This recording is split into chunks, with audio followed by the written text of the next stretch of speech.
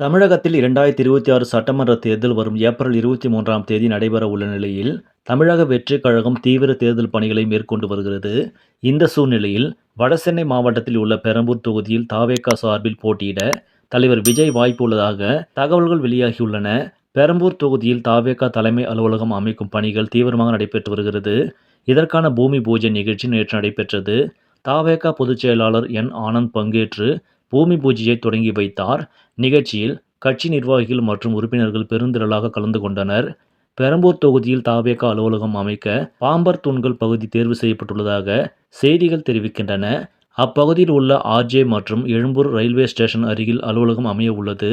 மேலும் அப்பகுதியில் வேலை தேடி காத்திருக்கும் தொழிலாளர்களுக்கு வேலைவாய்ப்புகள் வழங்கப்படும் என்று கட்சி தரப்பில் தெரிவிக்கப்பட்டுள்ளது. த.வெ.க. தலைவர் விஜய் பெரம்பூர் தொகுதியில் போட்டியிடுவார் என்ற எதிர்பார்ப்பு கட்சி நிர்வாகிகள் மற்றும் தொண்டர்களிடையே பெரும் உற்சாகத்தை ஏற்படுத்தியுள்ளது. பெரம்பூர் தொகுதி சென்னையின் முக்கிய தொகுதிகளில் ஒன்றாக கருதப்படுவதால் இங்கு விஜய் போட்டியிடுவது த.வெ.க.வுக்கு பெரும் அரசியல் முக்கியத்துவம் அளிக்கும் என்று அரசியல் வட்டாரங்கள் கருதுகின்றன. 2026 சட்டமன்ற தேர்தலுக்கான தயாரிப்புகள் த.வெ.க.வில் தீவிரமடைந்துள்ளது. பெரம்பூர் தொகுதியில் தலைமை அலுவலகம் அமைக்கப்படுவது மற்றும் விஜயின் சாத்தியமான போட்டியிடும் தகவல் கட்சியின் வளர்ச்சியை மேலும் உறுதிப்படுத்தியுள்ளது. தேர்தல் நெருங்கும் வேளையில் த.வெ.க.வின் அரசியல் நகர்வுகள் தமிழக அரசியல் களத்தில் பெரும் எதிர்பார்ப்பை ஏற்படுத்தியுள்ளது. இந்த செய்தி உங்களுக்கு பிடிச்சிருந்தால் லைக் பண்ணுங்கள், ஷேர் பண்ணுங்கள். மேலும் இது போன்ற முக்கிய செய்திகளுக்கு நியூஸ் தமிழ் சேனலை சப்ஸ்கிரைப் பண்ணுங்கள். நன்றி.